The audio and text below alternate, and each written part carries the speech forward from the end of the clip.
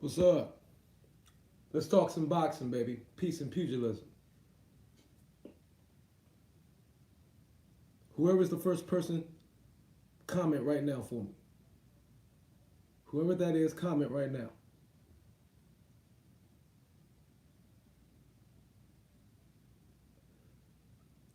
I was looking at deep thought. You goddamn right, man. I try to go deep on my. I, but that's the look I have all the time, ain't it? Red glove militant, peace and pugilism, man. Don't I always look deep in thought? Mm. Hey man, what was your take on Caleb Plant? Response. Peace, bro. What was your take on Caleb Plant response to Canelo? Never sending an offer to him. And by his words, it was a secondary person of their group, of their team, reaching out to them. There was never an actual offer put on the table.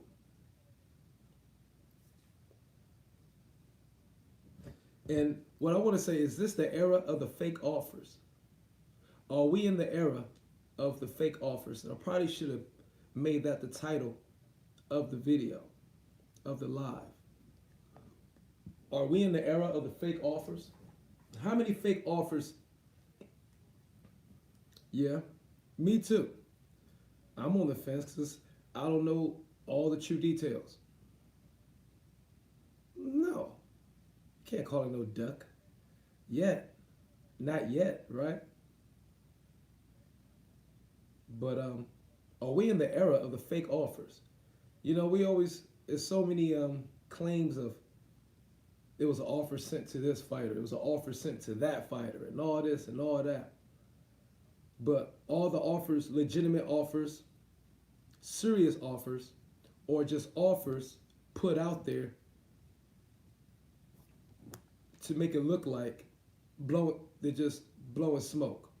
Are the offers putting out there to make it look like, seem like to the public eye that you're actually trying to fight the fighters out there, the best in your division? I think that's the era that we in right now. Fake fighter offers. Some bullshit. I think that's a ploy used by many right now. Just fake offers. Not real offers. You know what I mean? Offers put out there that the fighter automatically know. Or the fighter, his team, or the fighter who's sending the offer out, the team that's sending the offer to the opposite fighter in their team, they already know it's not going to be accepted. You know? It's one thing to go high and low. It's one thing to be just putting up some ridiculous shit out there that you know the next team gonna be like, get the fuck out of here with this shit. They're not gonna even really acknowledge it or take it seriously. Peace and pugilism, Andre. Peace and pugilism, UK Ghost. You seen Plant Smith being talked about? Yeah, I heard Caleb. I saw it his little interview on Boxing Social, and that he offered a fight to Plant. I mean to Callum Smith, my bad. And that should be good. I like to see that fight. Unification trumps everything, so all power to him. I blame the fans. Slot of fans these days rather talk about the social media and talk about the social media and stupid things like that instead of the actual fights. You know, and I think I agree with you, but I think also I put some of that blame on the industry fans.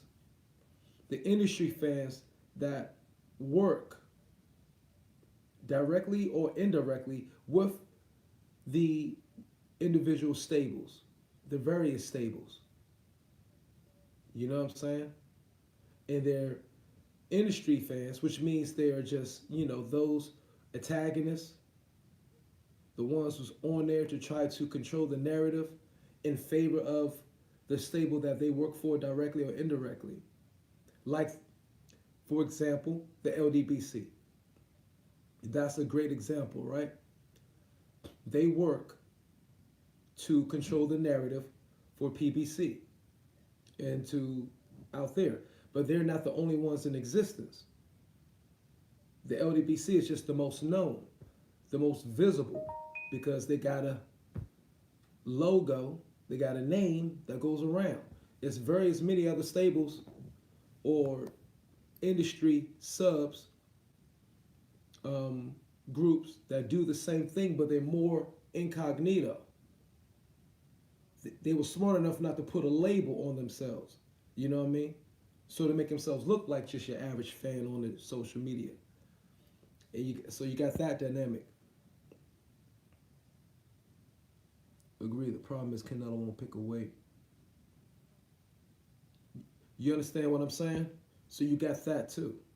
And those are the most diligent ones.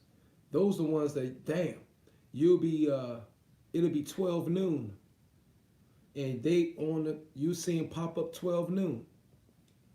You go to somebody else's channel, those same fans that was on your shit at 12, doing something at 12 noon, they want somebody else joint at 2 o'clock. They want somebody else joint at 4 o'clock. They commenting on somebody's video at 6. They're working fucking 18 hours a day. I'm like, damn, when does these motherfuckers sleep? So I was like, okay, they paid and they're doing their job. And respect to them. You know what I mean? You gotta have your hustle, get your money somehow. Ain't no hate here. But a lot of those are the fans that, you know what I mean, we're talking about. One fight he's at 160, then 175, then 168. He gains the belt, then drops the belt, so on and so forth. Yes. Yeah. You know what I'm saying? That's because his career is unstable.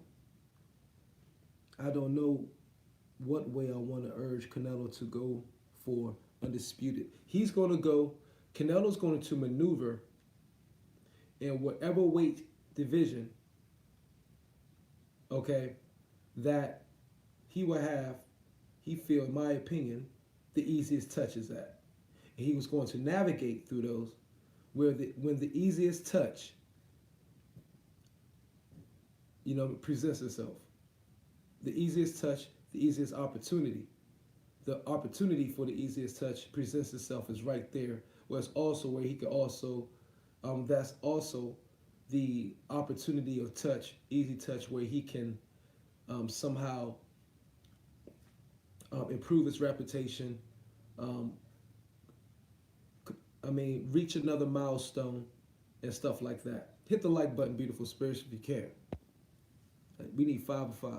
You know what I'm saying? That's how it appears to me. Not saying that is what it is, but that's how it appears to me, how Canelo is moving. And it's pretty easy, you know?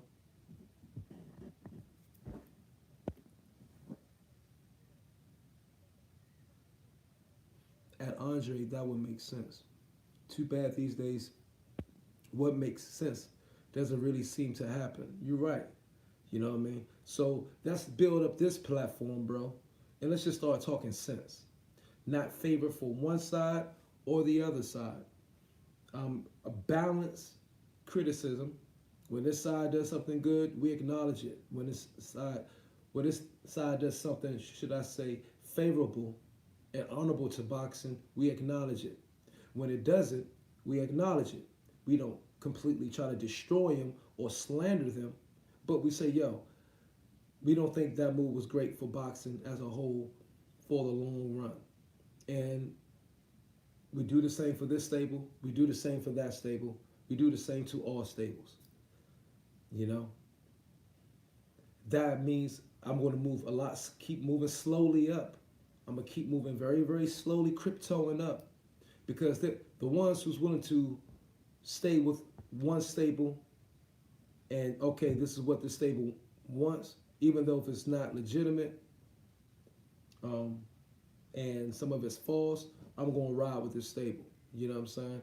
And which will help me get the fast track to my views, to my subs, and all of that. If you're doing it my way, it's going to be a slow crawl for the most part. So I got to get creative and inventive, you know what I'm saying, to make that shit happen. Bend over 318. What's up, brother? Peace and pugilism. Yeah, don't be stingy with the like button. If you like the content, then like the content with that finger on the button. Yes, sir. I appreciate it. Also, another question. So we could talk about Caleb, Canelo, all you want. But another question. Fury and Wilder. I was on a live last night, man, and tell me what y'all think.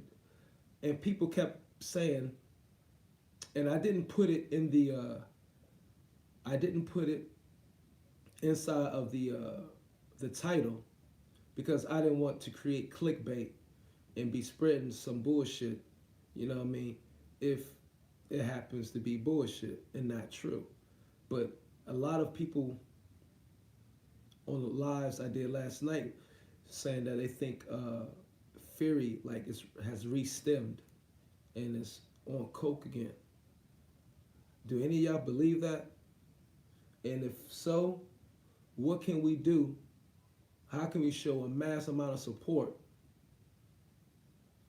or any way we could do that, not going to be like put a high beam on Fury and bring this shit, but somehow some type of thing that we could do that create encouragement to hope he don't relapse. You know what I mean? If he has relapsed, that's if he has. And you know what I mean, that could be something that's been spread around by the industry subs for about that. And I didn't want to like come out and be base and asking that question all loud in the title and shit. So I thought I'd just talk about it on this tip, because you don't think he has bent over? No doubt. Why was he what was Fury's what was his angle at the presser with the hoodie and the shades? You feel me? Where was Fury's suit at? Where was Fury's suit? You feel me? He had the presser with the shades and shit and the hoodie. I'm like, and a ball cap, like he was trying to hide something. I was like, and then he did have the little cut or whatever on his lip. So what's up with that? What do y'all think? Talk to me. How? What do you think he got hurt? Have you heard anything? Mr. Tiptoe, peace family, peace and pugilism. You think he do you think it was through sparring? What? Do you think he perhaps did it just to because he knows some of us was going to talk about it and notice it?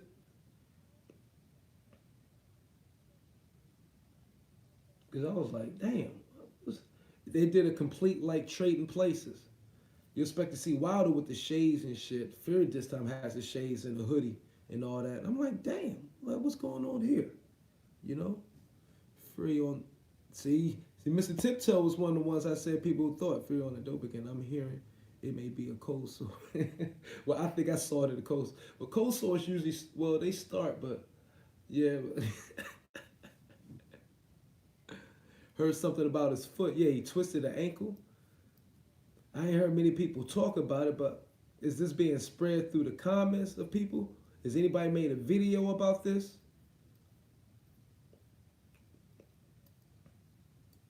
Also, how many of you believe Canelo and Billy Joe Saunders fight would definitely get done in May?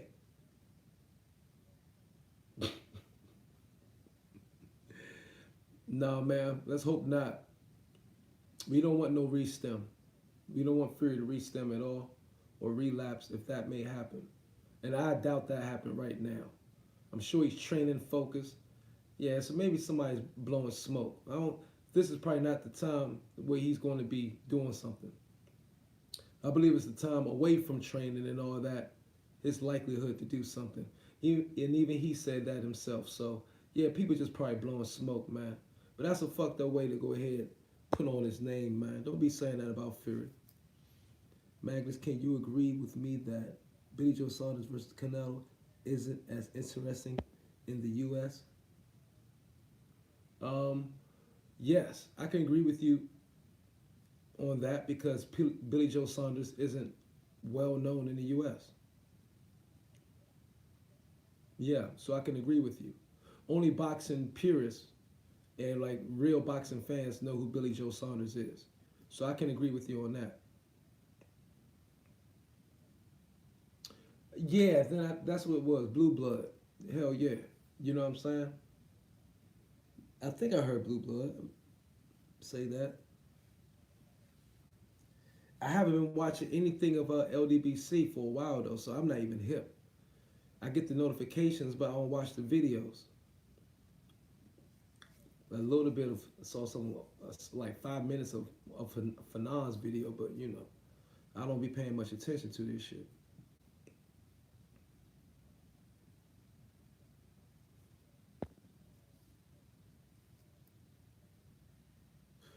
Who y'all got? Lomachenko, Teofimo. Is this jump for Teofimo too early? I don't think so. It's sometimes you got stars, youngins who come out who just ready. They're just ready. I think this is going to be a hell of a fight.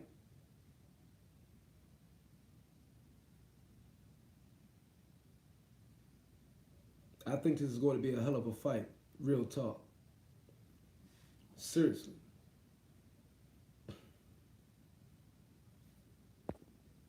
And if you pick Loma, I can't shit. I can't like say that's not a good pick.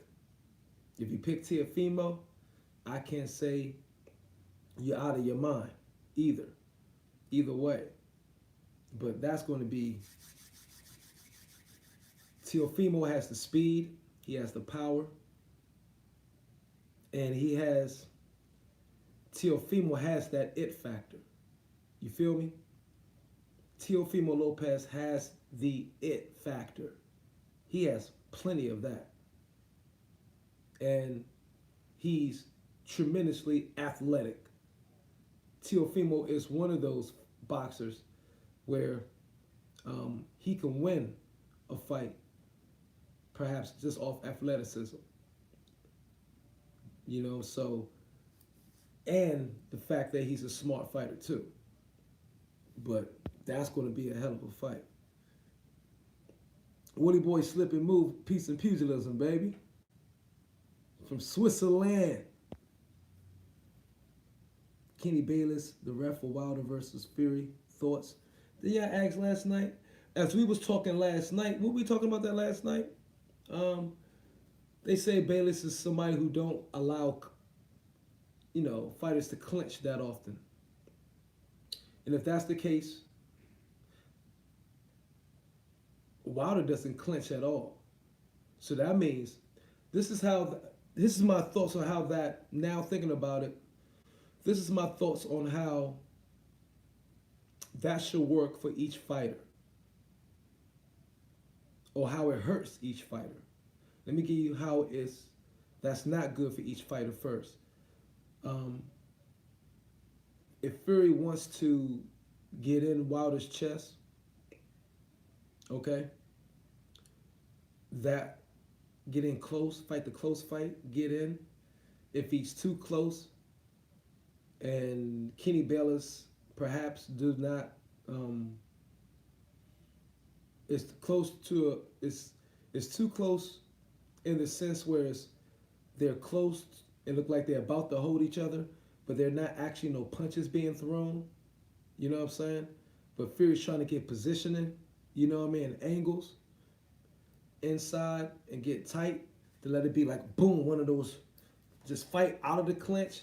If Fury, and push probably what Fury be very, very freaking good at, better than Deontay Wilder, then that will hurt Fury.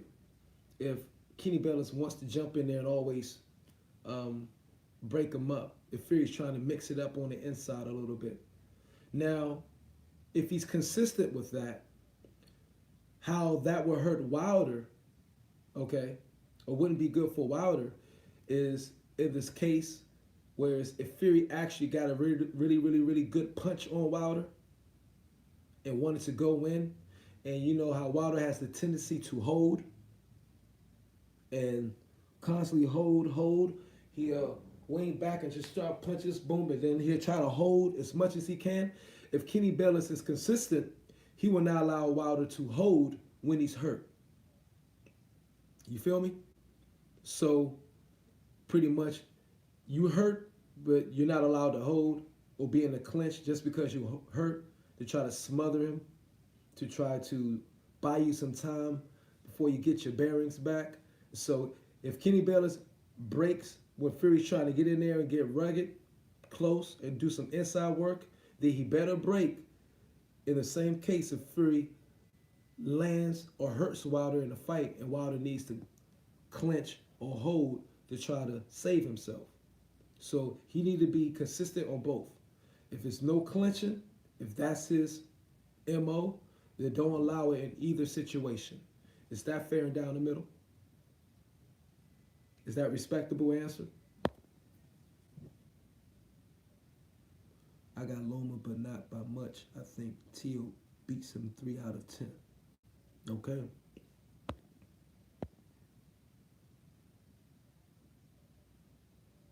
So that's one thought on Kenny Bellis being a ref and how, you know, that could be either a good thing and a bad thing from either fighter. It could help Wilder from Fury fighting on the inside and getting busy, you know what I'm saying? Which will be a little bit of holding, whatever, but it's not much. But you still, it's punches being thrown in exchange.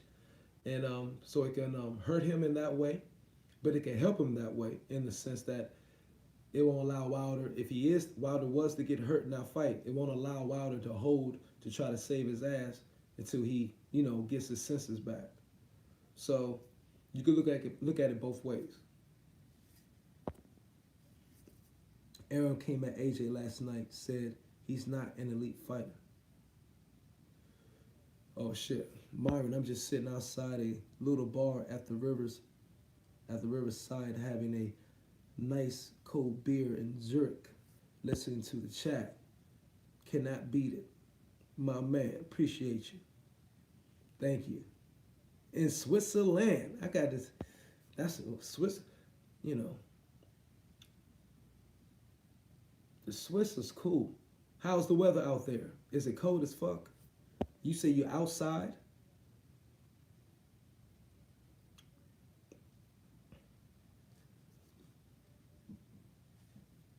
Well, Aaron, he's going to have to say that. He's going along with the game plan of discrediting AJ. And just like the other side, go along with the game plan of Wilder. So it's 2 different game plans that's played by both sides. This side say AJ's not elite. That side say Wilder's not a big draw. Or something like that. You feel me? Or Fury, something whatever about Fury. They both have their angle, how they combat each other and come with the bullshit. I think AJ's elite. I think he's right there neck to neck with Wilder. He's neck to neck with anybody. You know what I'm saying? Why? He got 3 fucking belts. It's hard to say that. You sound ridiculous saying that to about a fighter, and the fighter is holding, 3/4 of the belts in the heavyweight world. Not including the IBO. So it sounds fucking ridiculous. So you're gonna look ridiculous. And you say that, people are like, well, how come he got damn near all the goddamn belts? Then you got to go through this whole spiel and this propaganda bullshit, you know what I mean, or this to try to convince. Nah, man. I think they all are elite fighters. All three of them are elite fighters in this era. And um, AJ got three of the keys to the universe.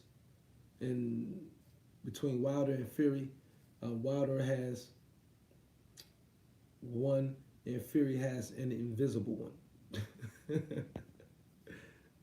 You outside in the sunshine, but what's the temperature though, bro? How many degrees Celsius in Switzerland? Since I know they go by the metric system, right? Shit. What is it, like 20 degrees? Yeah. Lee Craft, aka TPK. Piece of pugilism, man.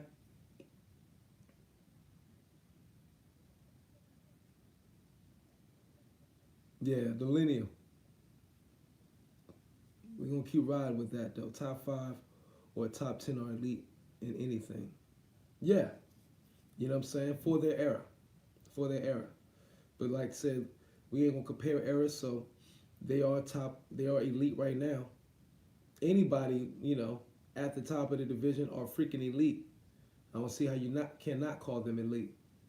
You know, it's just again smear campaign that each side is doing against each other for their positioning. Aram has to bring down AJ in public.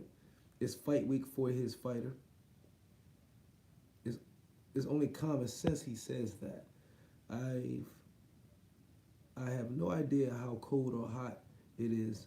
I'm from Scotland, so anything warm. Oh yeah, okay. Do you got a windbreaker on or a coat on? Or no coat? So what else, man? What else is in boxing? What's popping in boxing we could talk about?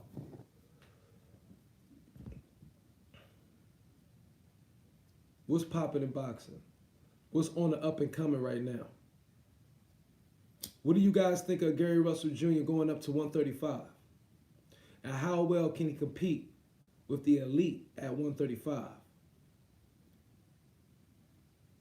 Anyway, Rigondeaux? Okay.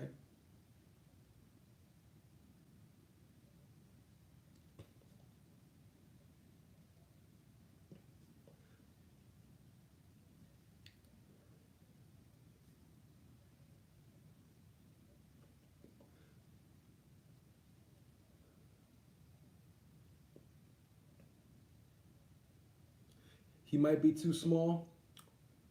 That is that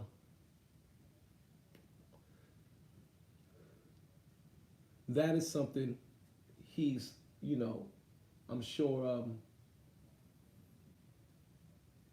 I'm sure that's the opinion by many.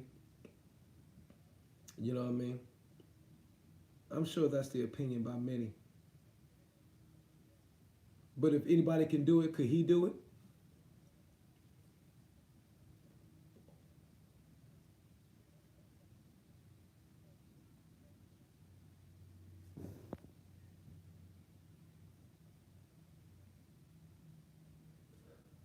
He probably walks around at 135. He's never out of shape. He's like Mayweather.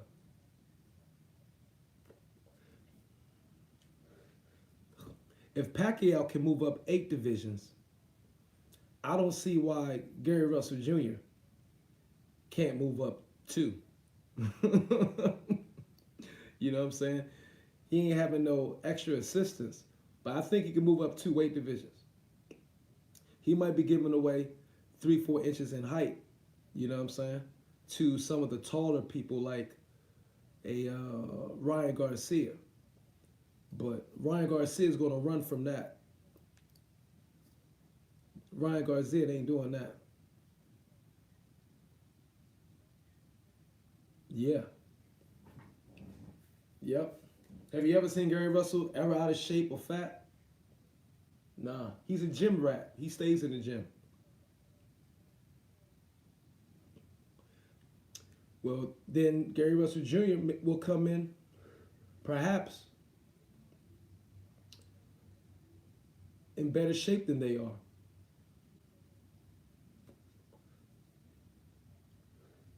Also, when you move up, they don't throw as many punches. You know what I'm saying? As the division is lighter, goes down, there are higher punch numbers often most of the time. You feel me? Up there, he just needs to outpoint. You know what I'm saying?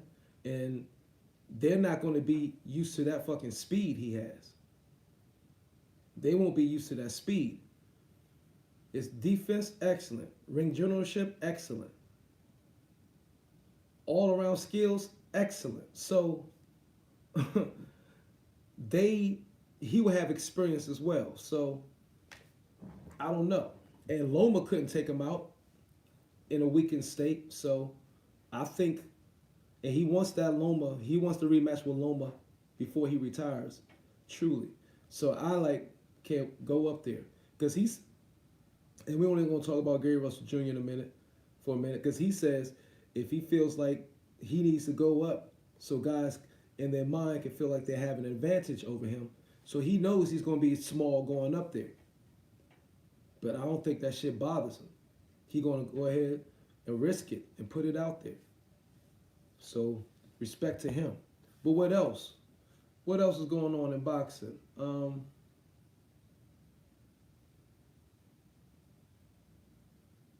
Of course, shit. He gonna have to do it. He don't want to get his career stalemated. They don't want to fight him at his division. He got to go up. Everybody's ducking him with the belt in his division. So that's the logical thing for him to do. And he has the ability to do it, though. Not everybody does. But everybody probably agree if anybody could do it is Gary Russell Jr. And that's all boxing pundits, commentators, and everything. And they all going to mention the size and shit, too. But they also going to mention the speed factor that could perhaps be the equalizer. What about Plant? That's where the joint started off with Plant. Plant calling out Canelo offer as not a real offer, and he wasn't being offered a deal. It was a secondary person for what he said in the interview with the Boxing Social, that it was a secondary dude that, threw it out there. But it was never no paperwork presented, no money. So, no, it's all good. We going back on that. We can go back and forth for all the topics today, everywhere. So, I think he probably was, and my thing is this the era of the fake offers? Are we in the era of the fake offers? I think it's a lot of freaking fake offers put out here in boxing to make it look like a fighter in this team is trying to fight everybody, but it's not. Charlo cheating, we don't know yet. It's suspect. It's suspect all day with that Gatorade. And Harrison was talking about it, but why he didn't say nothing in the ring? Why he didn't say pull over somebody from the side, before somebody, one of the doctors and safety say, yo, he gotta, because he kept seeing it. And if they didn't say nothing, he didn't see it, it didn't say nothing. If he saw it, it didn't say anything. And his corner saw it, but didn't say anything or didn't pick up on it, then then you left it all up to speculation. Counterpunch. What's up, baby? Kurt DeVille in the house. So what I'm saying is, if Harrison, saw it, but didn't say nothing while it was in the act, and his corner saw it, but didn't say anything while it was in the act, they didn't pull over an official to the side and say, yo, they're drinking out of a Gatorade bottle. What's up with that? It's supposed to be clear. This is a championship fight.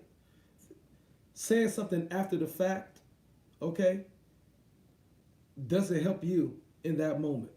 And it won't prove anything. So, again, all we can call call it is speculation and just talk about it, put the shit out there. Does it look suspect? Hell yes. But by them not acting at the moment or speaking up about it at the moment, now it's just left up to who knows. And so I can't come out here and call him a cheater when the people who's in a fight with the damn dude ain't calling him out. Calling him out after the fact, okay, it's too late for that shit. That sounds like an excuse again. If you're going to be, that's what the other side's going to say. That's what Charlo's team and them going to say. It was a slip up, and now he's making an excuse for why he lost. You feel me? So they dropped the ball on that. Period. And that's just playing it down the middle straight up. Exactly. If they ain't speak up in the act while that night during the fucking fight, why bring it up right now? So, especially if they're in the wrong. And he said that he saw it. Boom, boom. Now I can understand him being in the moment during the fight, and he saw it, glazed at it, and probably just looked away, whatever. But if he said he noticed it, then which he said he like noticed it, was like, but you ain't saying nothing, then come on, man. Then I mean, why do you want us to go ahead and rally around this shit and call it suspect now when you didn't call it suspect during the fucking fight? It's bullshit.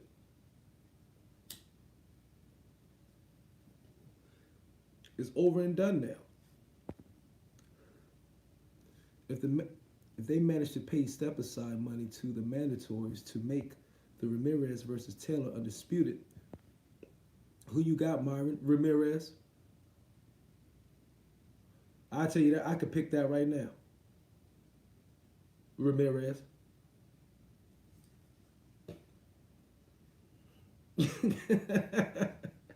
Ramirez. I think Ramirez. He gonna give Josh that work. That's gonna be a hell of a fucking fight, though. That's gonna be a hell of a fucking fight. And I ain't mad at you, Taylor. I can see you picking Taylor. I can see I can't be mad at anybody. Not mad, but can't like look at anybody who picks Taylor and think like, what the fuck are you thinking about? I can see you picking Taylor for that fight. But understand why I picked Ramirez for that fight. You know what I'm saying?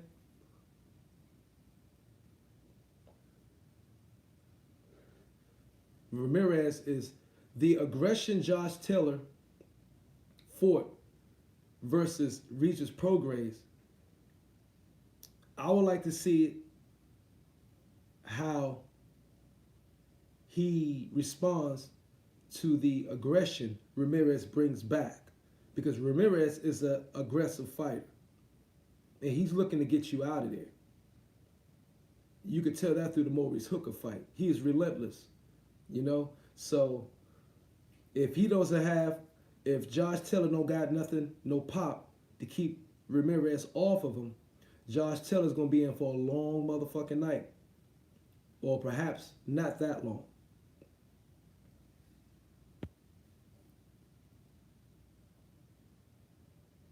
Ain't nothing wrong with that. You know what I'm saying? We can all have these sentimental favorites. You know what I'm saying? There's nothing wrong with that.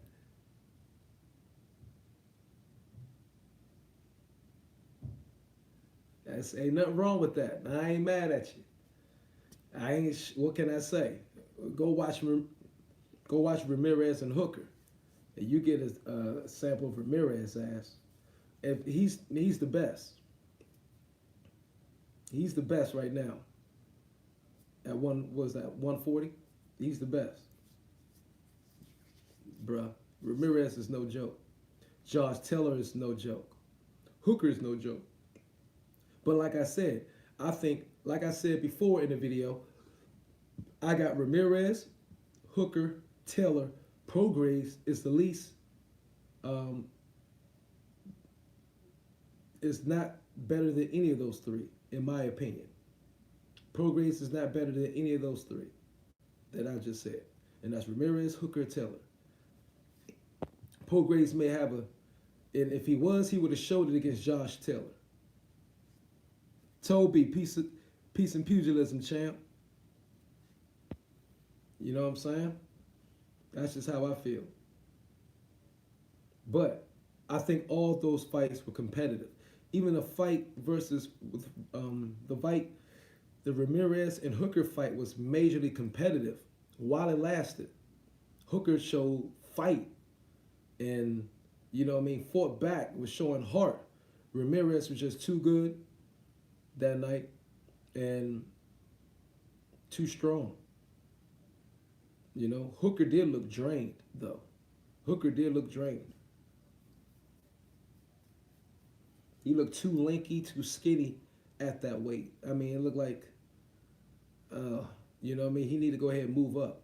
He looks too tall, too long for that weight. He might need to go ahead and move up to 147 where he can come in a little bit stronger, you know, and not be drained. Stamina be good, endurance to be better, and see how he fares there. Because what is Hooker? Hooker's like freaking 5'10". You know what I'm saying? They would be like, where did he go? Who?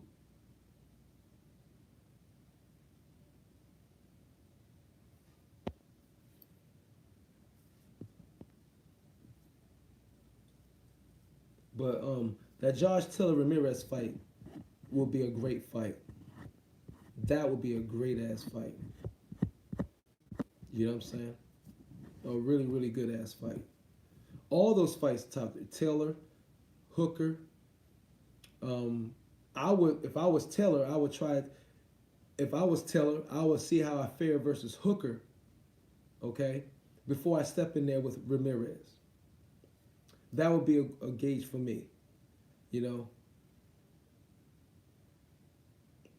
Yeah, me too. That's what I'm saying. I love to see all the four fight and do it just a process of elimination or matchups of elimination. But I would like to see Ramirez. But the Hooker Prograis fight would be. It's an awesome fight for people to wage or gauge how good Prograis is. You know what I mean, and how good Hooker is. You know, and you can really see because if Hooker blasts Prograis out there, if Hooker blazes Prograis out of the water, since we're going to use the triangular method, if Hooker just blazed Prograis out of there, you know what I mean, beat him good, or beat him, then we're like, well, now we have to see what Hooker and Taylor looks like. Or if Prograis beats Hooker and gets him out of there, then we're like, oh shit. Then can Prograis bang with Ramirez? You know what I'm saying? You know what I mean? And maybe Prograis, should he get a rematch with Taylor? We have to see. Unrivaled, what's up? Peace and pugilism, baby. What's up, Mark? Which holiday is it, Willie Boy Slip and Move? Or just one right now? Though he just hated when you remember about a barn buster coming up and you forget the fighters' names. What are you talking about?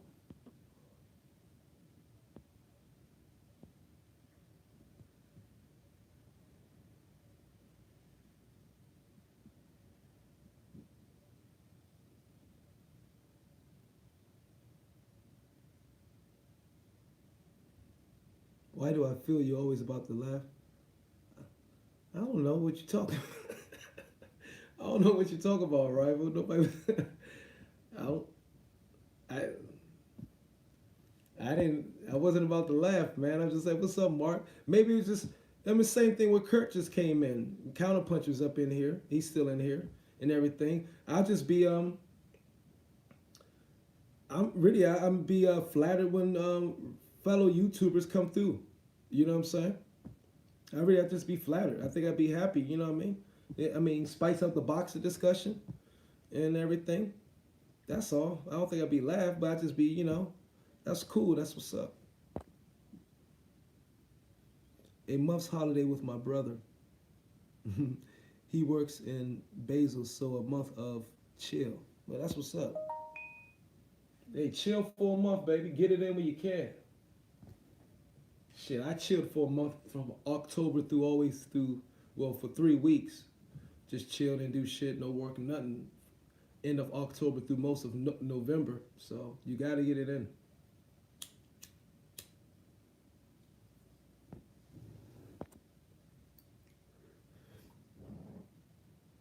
Well, that's what's up, Mark. So I mean, shit. What else, man? Mark, do you think one of the one of the themes of today's show is this the era of the fake offers? Is this the era of the fake offers in boxing? And I think it's self-explanatory, where a lot of fighters and teams make offers to another fighter in their team, but it's not a true legitimate offer for to really make a fight happen. It's just smoking mirrors to make it appear like a fighter and his team is really trying to fight to the public, but it's a disrespectful offer, and of course they're expected to be turned down, and they say, well, we offered a fight, they didn't want to take it. So then people can say, oh, he's ducking and all that bullshit. So that's one of the themes of this show. Is this the era of the fake offer? And we could do it'd be good, we could combine and do that for a show, Mark, if you like.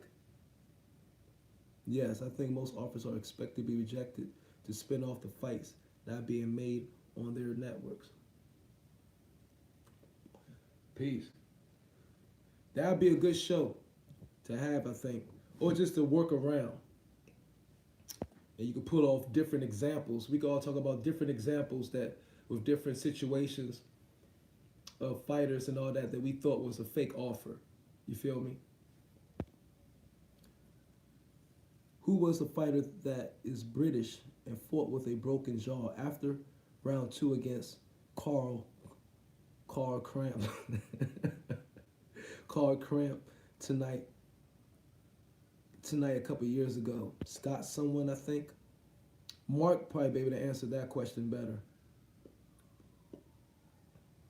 Yeah, to pull down one fighter and build another. And we're in the era of that shit right now. Lou back 77, peace and pugilism, baby. Scott Quigg. See, I knew Mark had a name. So what was the scenario with that? Who was a fighter that is British and fought with a broken jaw after round two against... Oh, okay. That's some tough shit. That's what fighters are made of. Peace and pugilism, Smoochie. Good morning. Everybody say what's up to... Is Kurt, you still in the house, Kurt, or you gone? Scott Quigg. Yeah, I think... And Unrival talk about Scott Quigg. I heard mention Scott Quigg before. Are you a fan of Scott Quigg, Unrival? Frampton broke his jaw in round two. Broke his jaw in round two, and he fought to the end. Tough son of a... Oh, okay, got you.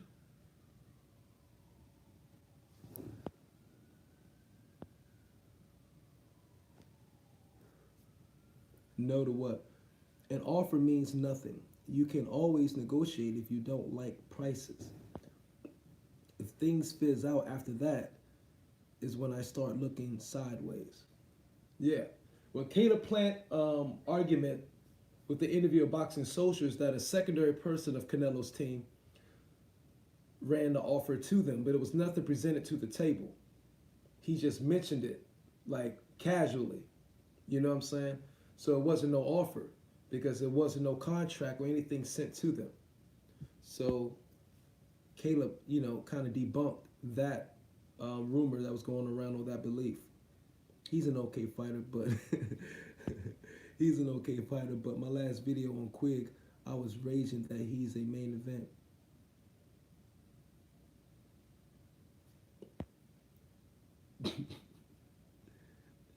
Shit. So you thought he was better than what he showed? Did he end up losing to Frampton? I assume Frampton won that fight. When is Quigg fighting Joan O'Carroll, Mark? March 7th. That him Carroll should be a good one. He got schooled. Got you. That might be the video I was popping in listening to you, and or probably a later date I saw, because I don't like to say the word troll through videos, but I scheme through people's videos and see what they're talking about. That's probably after, you know what I mean, after they actually made the video. Where'd you get that mock neck, Myron? This Calvin Klein. I don't fucking remember. I don't remember.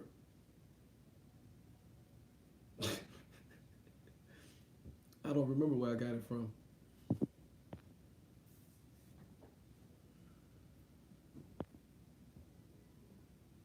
Smoochie, yeah.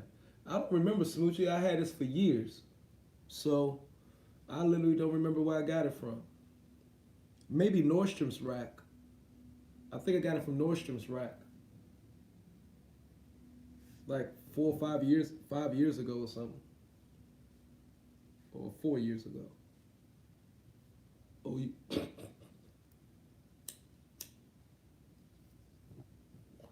I'm not fancy. I'm just trying to. I'm frugal. I'm frugal fancy. Yeah, but both of them punch like a constipated Malinachi. Frampton and who you talking about? The fight coming up, Carol, Quig and Carol fight like a constipated Malinachi. Ooh.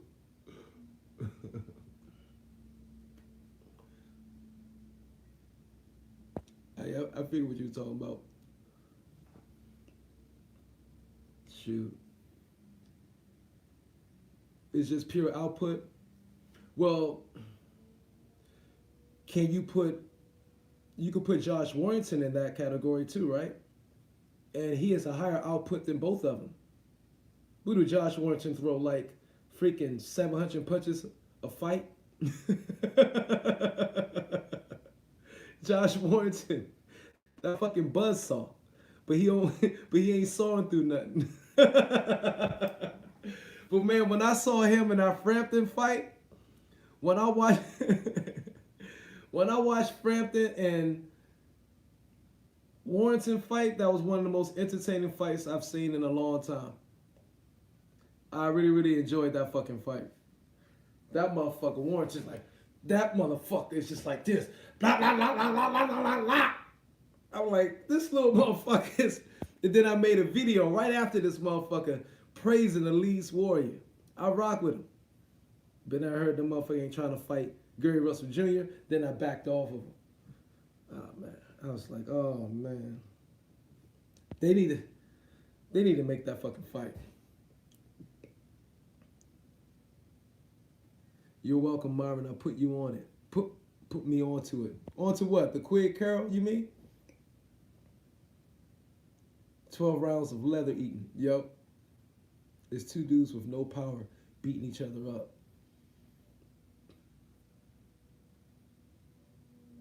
Gary Russell's in my like top 5 favorite fighters.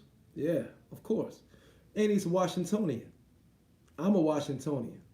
He's a hometown boy. So y'all know I'm going to be pushing for him. You know what I mean? I'm just like y'all. But it's easy to push Gary Russell Jr. for the principles that he stand by, and because he's up there, one of the best in the world. It's hard to push for him. I mean, it's easy for me to push for him because me and Gary Russell Jr. think a lot alike and stand for a lot of the same things. So, I mean, yeah. He's definitely top 3. I read the top 5, top 3. I'll be real with you. You're one of my top 3 favorite fighters. And I'm always fighting for fighters that I believe are ducked. Like, any fighter's getting ducked, I like to push the underdog. You know what I mean? I've said that many times before. I tend to go for the underdog in a lot of cases. Not all, but a lot of cases. And somebody like, it's fucked up when you have champions, the best in the world. Let's just use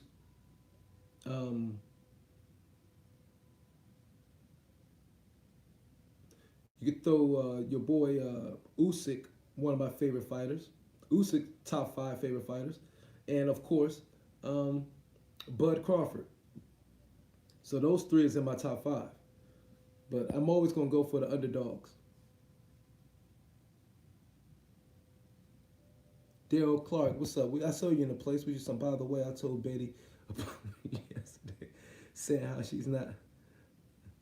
All right. What do you think about Haney moving up to 140? I don't know. I don't know. I think he better go ahead and why not solidify, stay right there at 135? Is he running from smoke? Because you got, is it easier touches up there, he think? Is he running from the smoke? Because 135 is, in my opinion, one of the best divisions. I mean, talent-rich divisions. Gotta watch what fight. 135 is one of the most talent-rich divisions, especially when Gary Russell Jr. goes there. Oh my God, the cup spilleth over in the 135 division right now. You got Loma. You still got your boy Campbell around there. You got fucking Haney, Garcia.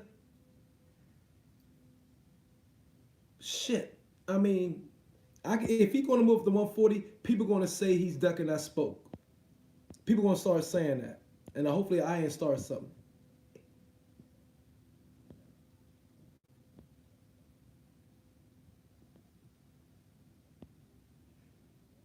Myron, craziest fight to watch.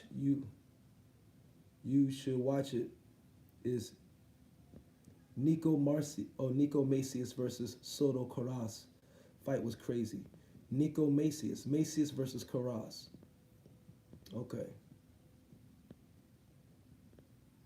Big up RGM. Who's RGM? Oh. Oh, Red Glove Militant. Gotcha. Everybody peacing out. I got a picture with Bud. That's outstanding. I like everything Bud stands for. I like, so I guess, we all align ourselves with fighters and people that we mostly identify with as far as their personality, principles, and morals. So, and that's just nature, That's nature. Affinity, you know what I mean? Communication, affinity, reality. Or communication, reality, affinity, I should say. And other way around too.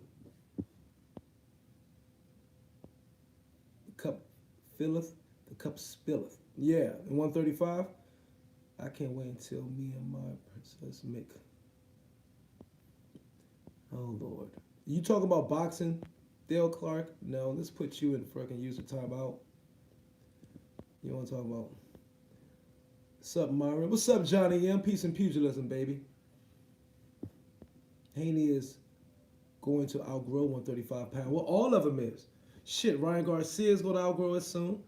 Haney, but I think it outgrow or going to get outsmoked. And I think Haney is one. You got Shakur Stevenson there. I think Haney is one of the finer talents in that division. But is he afraid of outgrowing or afraid of being outsmoked? That's a question you have to ask. Because that's a deep-ass fucking division. Like I said, it's too many assassins at 135. So people are going to ask that question. Fanon can't stand Bud. Because Fanon is an industry sub. He's an industry sub now. And one of his responsibilities is to control the narrative. We talked about that early in the live for those who just came in. We were talking about, I was speaking on that. You have the industry subs and industry YouTubers. I'm trying to phase away from being an industry YouTuber. I was that for Joshua in that camp in the first year, but now I want to I'm going straight down the middle, baby. You know what I mean? And like I said, I use LDBC as an example of industry subs to control the narratives for a specific stable. But let's keep in mind they're not the only group doing that. They just the only group that have a label on them and a title so everybody can identify. There are other groups doing it too, more incognito, okay, and more that's less noticeable, which is the smart way to do it if you're going to do it, right? And those tend used to be the Brits. Brits know how to move. The Brits is more incognito with their shit. And you gotta respect that, right? Never let the left hand know what you're thinking, right? Never let the left hand know what the right hand is thinking. Dale, you getting issues, brother. Yeah, Dale's coming here with that shit from yesterday. Peace and pugilism. Lou back say Loma, Lopez, Campbell, Haney, Garcia, um, Lemos, Rivera, Burchell, all great fights. Yeah. Who's Lemos? And pardon me for not knowing. Myron Magnus walking the line like Johnny Cash. Yeah, man, it's tough, baby.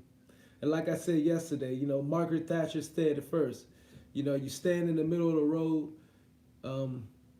It's too dangerous. It's dangerous to stand in the middle of the road because you have to worry about getting hit by traffic from both sides.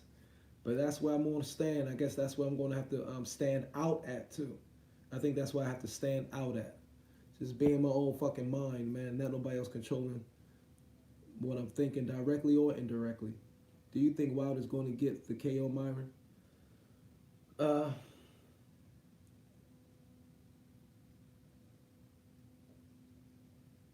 Like I said yesterday, is it possible? Yes. But I think Fury's going to be a hard son of a bitch to knock out. I think Fury's going to be a hard son of a bitch to knock out. Real. I think Fury, 2 times he got knocked down and 2 times he got back up. So that's why I think it would make a great fight to see Fury pressing the action. And let's see if Wilder can get knocked down and get back up. I think that would be a wonderful spin, a wonderful event to happen in this fight. I want to see Wilder get knocked down and see if he can get back up. We've seen Joshua get knocked down multiple times and get back up. We've seen Fury get knocked down multiple times and get back up. I want to see if Wilder, the triple-headed monsters, the 3-headed monster, the 3 heads, the 3 kings of the division, I want to see if Wilder can get knocked down and get back up. And then we'll all learn a little bit more about Deontay Wilder, don't you think?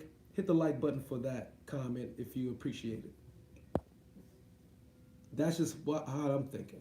I want to see Wilder get knocked down and get back up and keep on fighting. And then that will make me, and I think that will make the entire world, if he can do that and keep fighting on, I think the entire world will look at Wilder in a different light. Or not a completely different light, but can start giving him a little bit more credit than they did before. That including myself.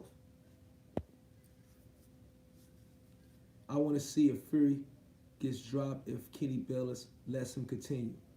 Yeah, well, the thing is, Unrivaled, you came late, and I think it was on, in my opinion, no, John. Yeah, bro, I hit the like button. Lemos is 23-year-old from Argentina and a brawler. The thing I say about Kenny Bellis, the pros and cons for both fighters is that somebody asked me, what Kenny Bellis is the referee, what's my thoughts? If Fury wants to do exactly what he said he's going to do and press the action, and I feel Fury's a much better inside fighter than Wilder. So if Kenny Bellis is, which somebody told me which makes sense, has the MO of not allowing fighters to get in the clinch. If Kenny Bellis do not let Fury get the work inside that he wants to get done, and he keeps breaking them, that benefits Wilder, of course. Because Wilder is a long-distance sniper. He's not a good fighting on the inside. So that helps Wilder. Now, if Kenny Bellis is consistent with that, and I'm sure everybody need to pay attention to that, if Kenny Bellis is consistent on with his MO of not letting fighters get in the clinch, and I don't mean get in the clinches just because they close quarters, and but punches are still being exchanged. But getting in clinches prevent any holding any blase. Well, we know that when Wilder gets hurt, Wilder tends to clinch. That is his number one defensive tactic. Hold your motherfucking ass till I get my freaking senses back. He did it versus, um, of course, we saw it um, greatly versus the Luis Ortiz one fight. Okay, so that is Wilder's number one defense, I believe, is to hold, smother you. So if Kenny Bellis is consistent, okay, yeah, Luis Ortiz. If Kenny Bellis is consistent, if he's going to not allow Fury, um, because from eyeside looking in, Fury might be trying to get position. Fury might be landing good body blows and in the clinch, but still getting off punches, doing damage. If Kenny Bellis breaks that, then if Tyson Fury actually hurts Wilder and gets Wilder on the ropes, and Wilder starts to clinch and hold, Kenny Bellis better get his ass in between that and say no holding and break their ass up in that scenario as well. So that Wilder did not get an unfair advantage by trying to, of course, save himself by clinching or holding. So if he's going to, he better not allow clinching and holding.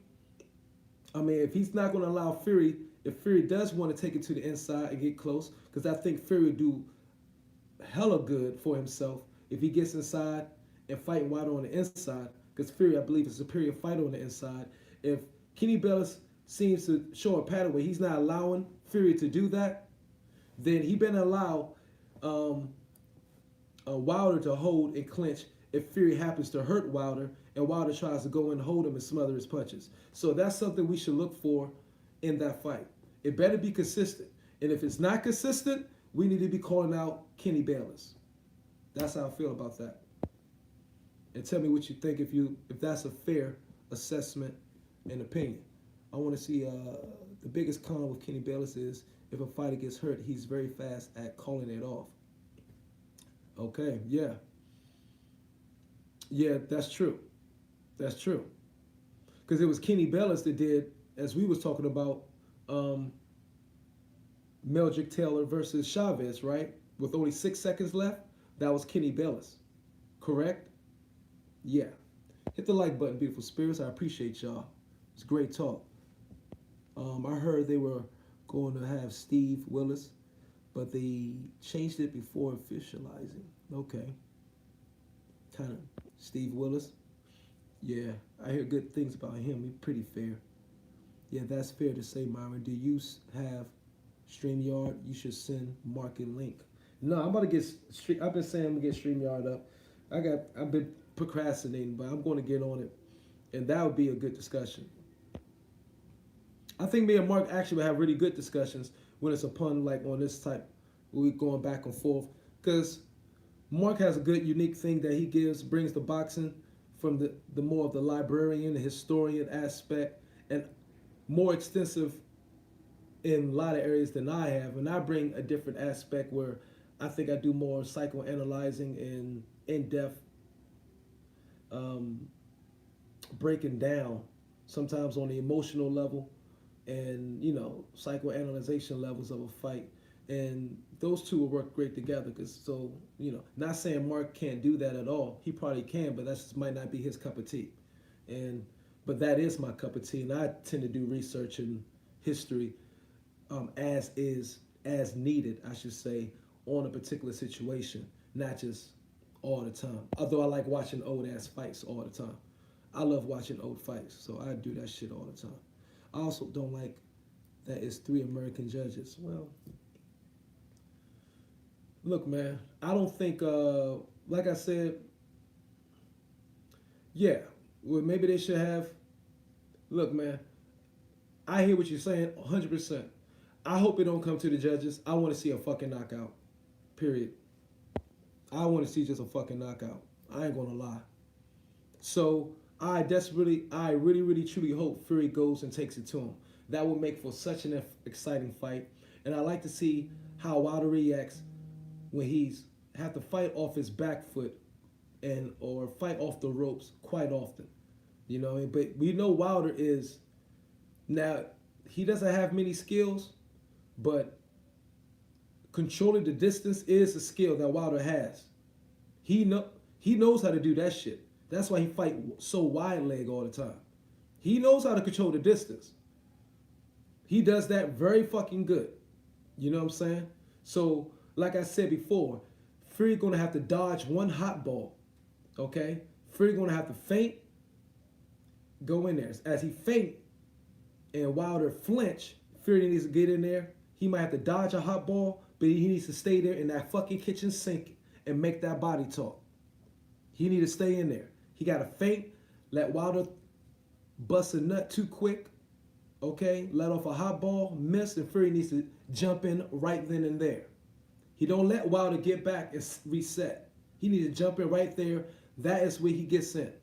And he needs to stay in there until Kenny Bayless breaks him up. You know what I'm saying? Yeah, it's going to be a dangerous fight. And it better not be a fucking draw. Nobody does it like you. Emma, what you talking about, man? Any real input is a positive boxing. Yeah. You watch old fights while on a treadmill. Smoochie, are you an aspiring young fightress? You a murder at skip. You are a murder. You are a murder at skipping past comments, Myron. If Campbell wins, but man, they start coming down fast as shit. You're a murder at skipping comments, Myron. If Campbell, I be getting into my zone and thinking and talking too, man. So sometimes shut up, Willie boy. Shit. WSL. If Campbell wins, it's a good one with Haney for the belt, don't you think? Hell yeah. Thinking goes to the judges' split decision, in my opinion. Which goes to the judges? Fight between Campbell and Haney? Or a fight between Fury and Wilder? I don't want no split decision. I want somebody to get knocked the fuck out. Or at least we got to have some multiple knockdowns. And I want to see Wilder goes down this fight to see how he reacts. That'd be a good thing for me to see. And we haven't seen that yet. And we need to see that. And that'll add more data in my psychoanalyzation of Deontay Wilder. Nah, I probably won't be calling the fight. I'll be at a fight party. Johnny M. Peace and pugilism, baby. Fury is in better shape for this one. It has been active. That's a major plus. Yes, definitely. And what y'all think? Why did Fury come in with shades and a hoodie on and not his suit? Why did Fury come in with shades and a hoodie and a ball cap? Does that seem suspect to you? We all seen a little cut on his lip. What do y'all think that was about? I don't think I'll ever fight. Probably take classes though. Oh, that's what's up. You in good shape, Smoochie? Bar fight. Oh Lord, no, we don't see you no bar fight. Damn, Smoochie, don't go ratchet on us. No bar fights. Johnny M. How did you highlight my name? Oh, Fury had a bar fight. Stop it. Fury had a... You making this up? Ruiz and Ortiz in the summer. What do you think, Myron? Ruiz versus Ortiz. Somebody asked me that a couple of days ago. Damn.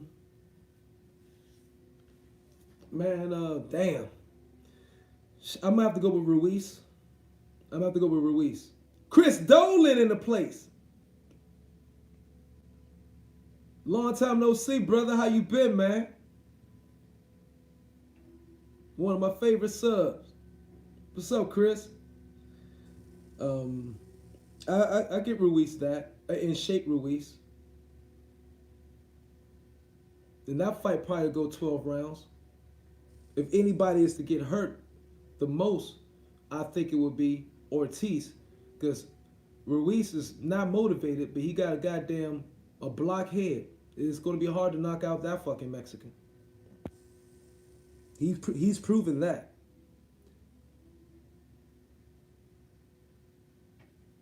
Yeah.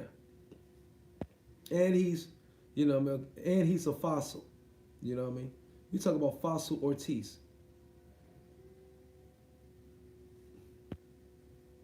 If Ruiz is out of shape, though, I wouldn't count out Ortiz. Yeah, if he's out of shape, you know, he it evens.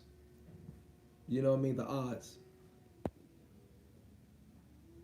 Yeah, Luis Ortiz is like he's 10 years from being fossil fuel up in this bitch.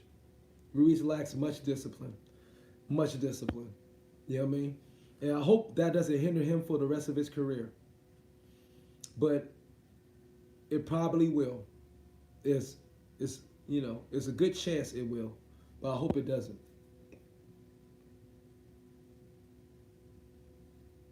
Ah, yeah, hey, Smoochie got a point. If there's some Snickers waiting for Ruiz in that corner, he might, shit, who knows?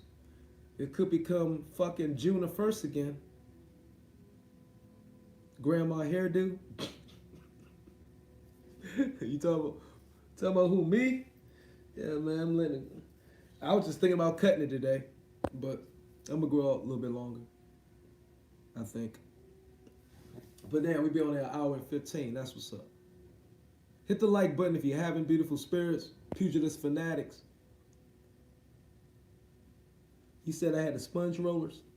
Yeah, that's all good. I know, right? I'm letting go woolly, baby. Man, who else is hot right now? What other matchups is maybe on the horizon? No, not you, Myron. I mean, Ortiz has grandma hair. Oh, shit. You mean with the Jolly curl? The S curl? That had all the sweat knocked out that motherfucker? Everybody thought it was, sweat from his face? That was sweat from his hair. Gerald Miller versus Mystery Person? Yeah, this Gerald Miller. I'm glad y'all brought him up, man. That guy. Big and slow. But could be powerful.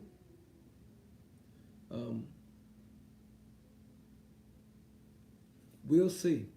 If it's a Mystery Person, there's not much I can say right now.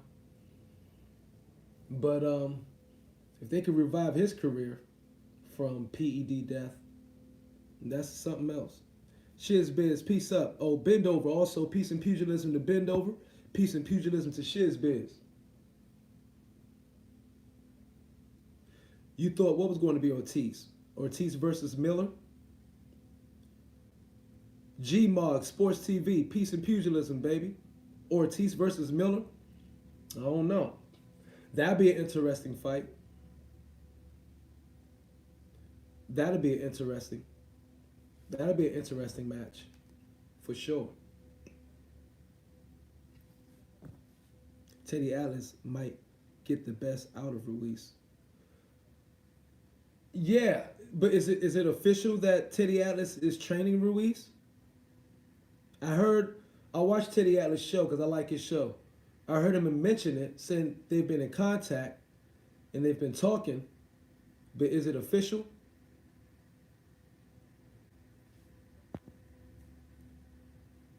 Banks, what's poppin', baby? Lou back 77, is it official? Peace and pugilism. Thoughts on Wilder versus Fury final press conference. We've been talking about that shit the last few days. Yeah. Interesting. You know what I mean? First of all, let me call out the horrible production crew that threw the goddamn thing. Okay? They had a horrible staff and horrible production crew. And this is the first time speaking on it, that you got a goddamn doing the whole first 15 fucking minutes of it. Or 10 minutes. Did y'all hear that freaking ring? And they was talking about it. Freaking Porter and Bradley was like, Porter was like, you hear that ringing? And he said, no, it's out there.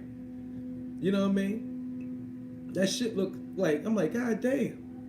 Talk about low budget. You know what I mean? That big ass ring going on. They walking out the freaking tunnels. I'm like, why didn't y'all fix that shit before you went live? I mean, just poor. I mean, damn. Presentation is a lot, you know. You know what I mean? Many people think presentation is everything. But, I mean, If they can't even get the sound crew in check and got them on top of their game, they fucked up. And then also,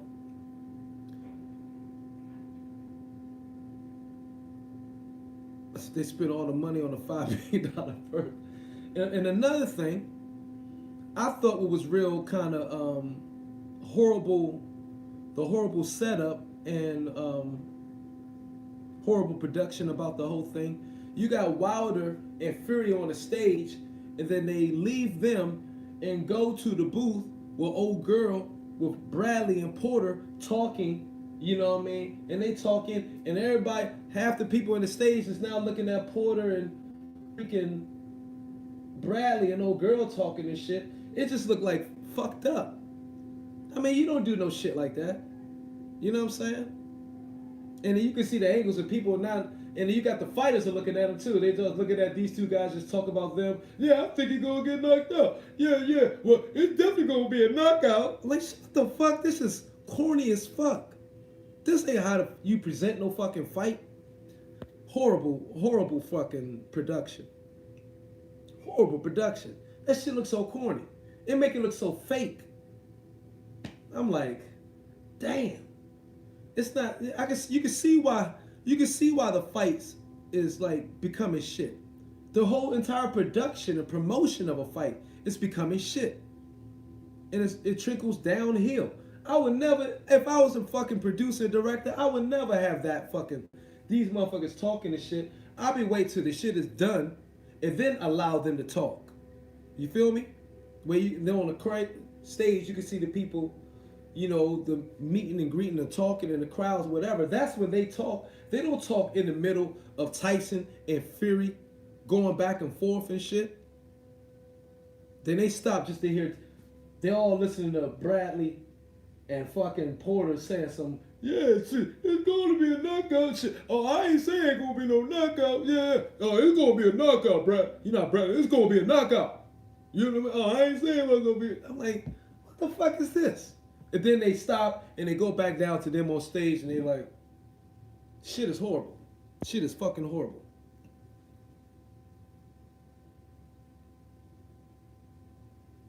It was horrible production.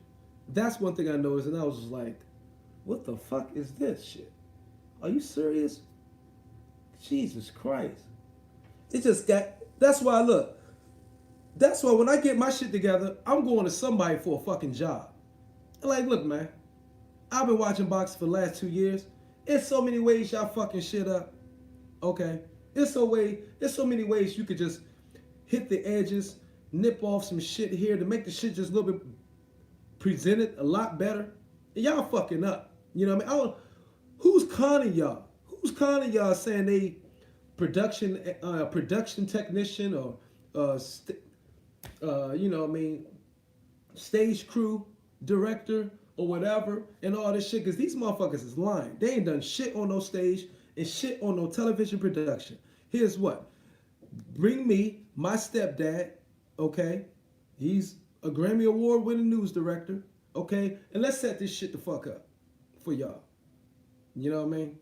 Just don't be, however the motherfuckers, however much they're charging y'all, I guess we can cut under them and give you much better production for less than money. Because I know they must be robbing you motherfuckers blind.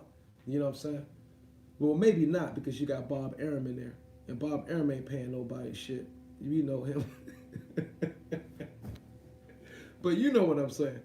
Shit. I mean, this is some horrible shit. Oh, man, look. I might get punched by both of the motherfuckers if I'm in between. You trying to get me fucking decapitated. You ain't shit, Willie boy. You ain't shit.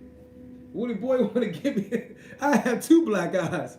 Those motherfuckers that did a combo punch. Yeah, we heard that shit you're talking. And they probably. Yeah, it was very rushed and muddled. And rushed and muddled and just poorly put together. And I'm like, God damn, I should be. I'm like, anyway, neither here or there.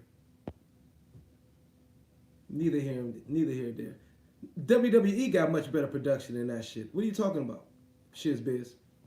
WWE is better production than that shit.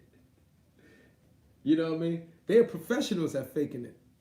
That shit they had, I'm like, no, you're not gonna have Bradley and fucking Sean Porter and this girl talk in the middle of the presser.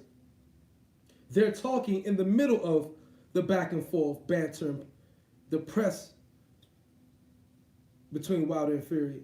And then you're gonna let them speak for like however long they talk, 3 fucking minutes, 4 minutes, and then you're just gonna go back and like there's no consistency there.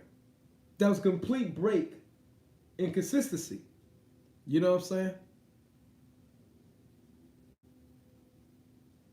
That was like you having great sex with your girl and shit. You have great sex with your girl and everything, and then you just get up in the middle of having sex and said, I want to cut the grass. And then after you cut the grass, you come back to your baby and say, baby, let's finish up. What the fuck? Shit was ridiculous.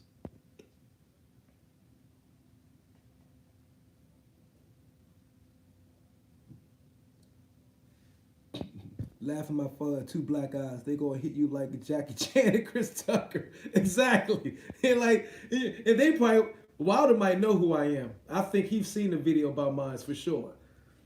I got ideas that he's seen a couple of my videos from the old Myron where I was reaming him, and I was like, oh shit. And you know what I mean? And he probably didn't see all of them to know that I was giving a lot of advice and kind of was endearing, not trying to just be rude, but like, Wilder, what I mean, speak before you think, like that video. Wilder, think before you speak. Like that video, I was giving a serious message, man, about your children. Watch how you put your shit out there because your children are going to see it. You know what I mean? And people go to those videos and be reaming your ass, and then I don't want to be that guy. So, but he ain't gonna see all those videos. Somebody gonna come up to him and show him like, oh, this is what this motherfucker said about you. You know what I mean? And look, these are all the ones he made shit about you a fucking year ago. And why they gonna look at this shit like, you bitch motherfucker? I mean, you know what I mean? It's all good. It's all good. If he did, you know what I mean? I'm going straight for his kneecap. I'm going straight for Wilder's kneecap if he try to throw a punch. I'm out the way. I'm going to fuck his kneecaps up. Him and Fury too. They both got skinny, big ass, both skinny leg Dawsons. He ain't gonna be able to follow me. And they're like, bleep, click. Like, I got your ass now, bitch, motherfucker. It's like, nah, I'm just joking. Myron would get Bob Arum stoned and drunk. It would be amazing. Oh, I won't get him stoned. I get him, I get Bob Arum drunk. Bob Arum, I think, is already stoned. You fucking nuts. Bob Arum is high all the time. He is professional. But I don't smoke, so I would get him stoned.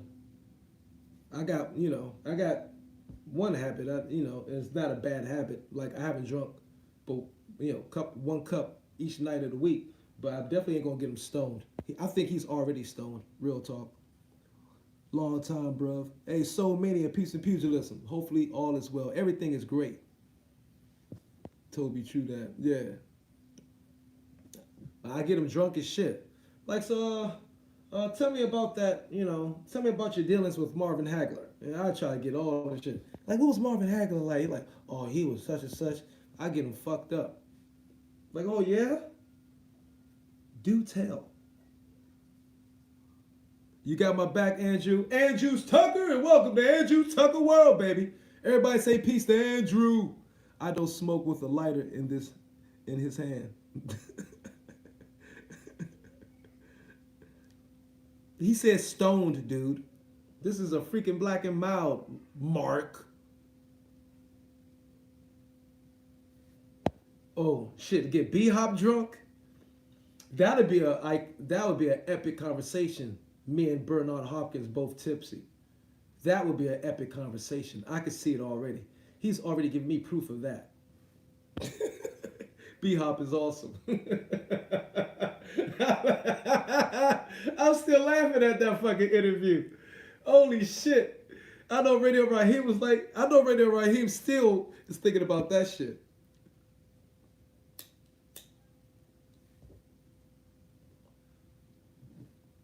Yeah. Aram smokes his ass off. Yeah, I know. I know. It's still and constantly pontificates. B Hop pontificates like a motherfucker, boy. He slipped up and tried to retract like 5 different times in that freaking interview. It was classic. Radio Raheem always gets the best impromptu interview. Yes, he do. Yes, he do. Respect to Radio Raheem. You know what I'm saying? What is his real name? Is his real first name is Raheem? Because he took the Radio Raheem shit. I'm like, damn, did he get that from? Why did he get permission from Spike Lee to use that name?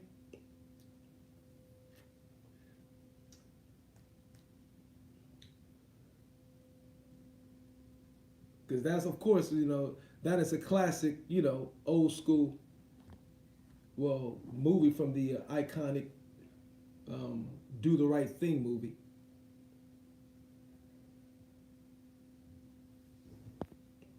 Everybody know Radio Raheem, love and hate.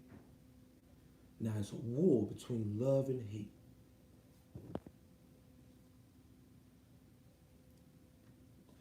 I know. And he say he don't drink. Yeah. What? And I get him. I make sure he take a couple of shots before the one mimosa, and I'm really going to get him. I really get him. I really get him. He was out there with Radio Raheem. Man, enjoy Miami, man. Enjoy Miami, brother. After the interview, he's like, much love, brother. You can see B Hop is a good-hearted person. You can see B Hop is really good-hearted. You know what I'm saying? He's a genuinely good-heart dude. You could tell that. You know what I'm saying? For the most part. Yeah, Do the Right Thing is classic. Comedy, the whole thing. But 90 minutes in, I got an hour. Bernard Hopkins is like every girl who has their first drink ever. I could see that dude on the table dance with I doubt that. I doubt he'd be dancing with the table. I think he feels it. He probably Bernard Hopkins is the type I think to go out and take a walk on the beach.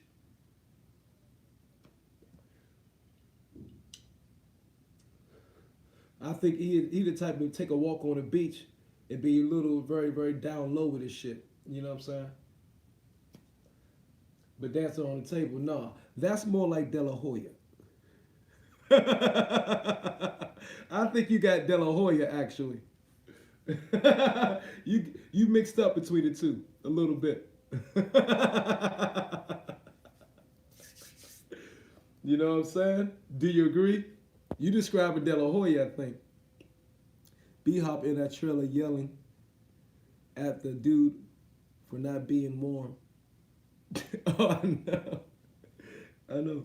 Do you remember when Raheem asked him to explain and his face was like, oh shit. And his eyes grew full size. Yeah. He like, well, he always looks down. B Hop always starts to his hands is in his pocket and he's looking down like, well, and you know what? He uses the quote that Mayweather uses, but he doesn't use it as often. Mayweather's interview, that motherfucker say, "This is my thing," or "See, this is the thing." B Hop, he says it about 100 times in like 10 minutes, but in 30 minutes, I should say, to be fair. But B Hop say, "This is the thing," and he might say it. He don't say it as much, but that's how B Hop would probably start a conversation, something like that. You know what it is? It's boom, boom, boom. But like you hear with Joshua, there's only one star in boxing. That's Joshua. There's only one star in boxing. Damn. So yeah, seconds out, he done got some got some epic interviews from B Hop, hasn't he? It seemed like seconds out. It seemed like Radio Raheem knows exactly when B Hop to catch B Hop or when B Hop has had a drink. And when B Hop did that interview with Radio Raheem, it was outside as well by some water. Do y'all remember that? When he called him that first, he said, "It's only one star in boxing. Everybody else wannabe stars. Joshua. The rest is wannabe stars." They was outside, and it was like I believe it was some water in the background. That was the same shit that happened in Miami. That's something. That's something. I love Bernard Hopkins though. Praise to the legend, man. Respect to the legend. I'm getting out of here. I got something in my eye and shit. My bad. Some fucking probably hair. But I'm out of here, y'all. I got an hour and 30 minutes in. I appreciate y'all. Peace and pugilism. I'll be coming back in a few hours too. If De La Hoya walks on, oh shit. If De La Hoya walks on, B-Hop throwing down Tito flags.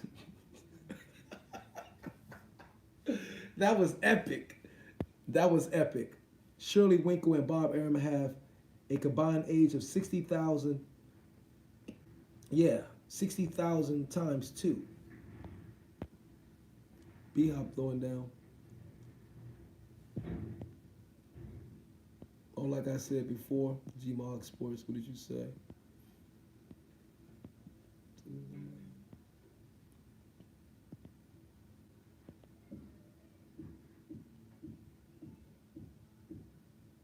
Don't forget, Bob Arum said 2 million pay-per-view buys. Yeah, we're going to wait and see if that comes out. We're going to see if that comes out. We're getting caught up. Later, Johnny M. Later, everybody. Peace and pugilism. If De La Hoya walks on the beach, he'll catch... Oh, shit. He'll catch crabs. He'll catch crabs in his fish net. Oh, you dirty, Toby. You dirty. Ew.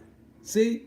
They be thinking I'm saying some fucked up shit. They need to be reading the comments. Myra, you can give my team a shout out as they are playing tonight, the great Glasgow Rangers.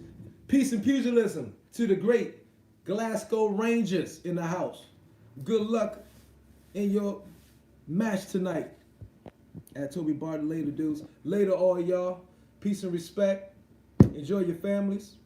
All right? Evelino, peace and pugilism. I'm out. See y'all later in a few hours. You going on, Mark? What time you going on tonight?